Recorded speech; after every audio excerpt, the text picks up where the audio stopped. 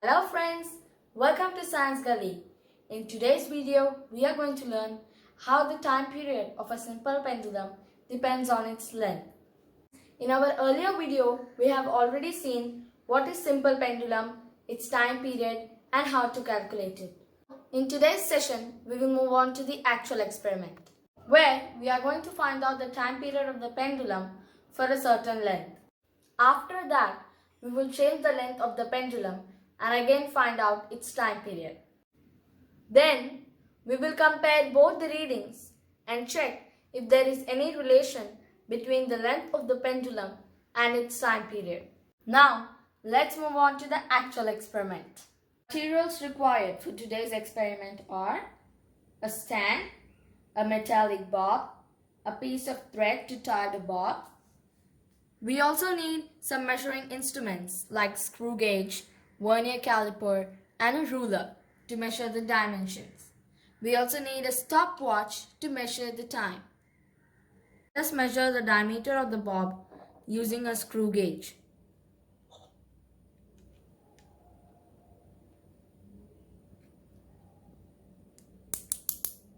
So the main scale reading is 18 and the circular scale reading is 85.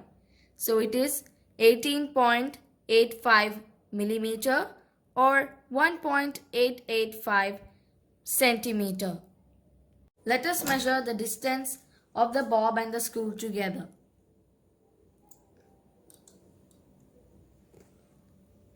It is 35.4 mm or 3.54 centimeter. Let us measure the length of the string. Measure it from the point you have tied the bob till the bottom of the stand. Place the ruler carefully and it measures 23.6 centimeter.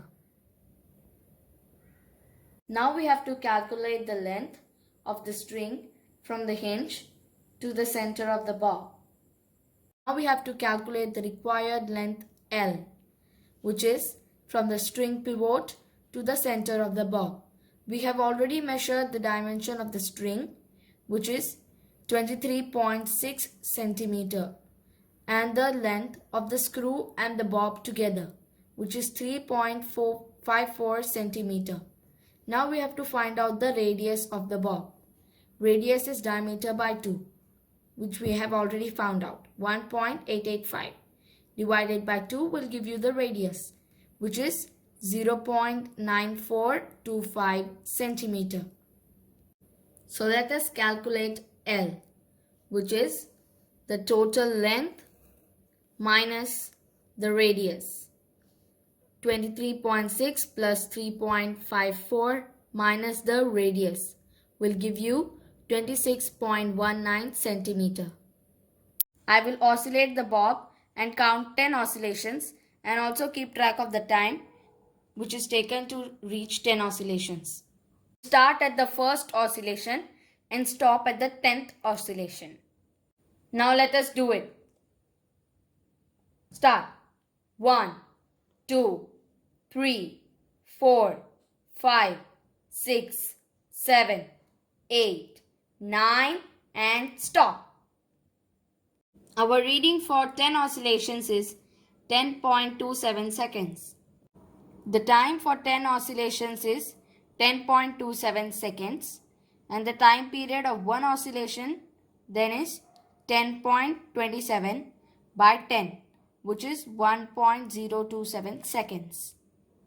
Now we have finished taking the first reading of time period for the length of 26.19 centimeter. I have reduced the length of the string.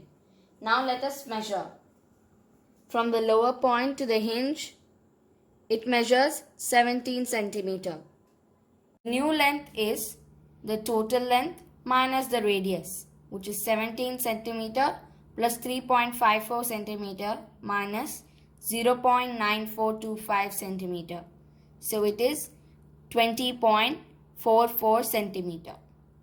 Now let us measure the time period for 10 oscillations. Now let us start.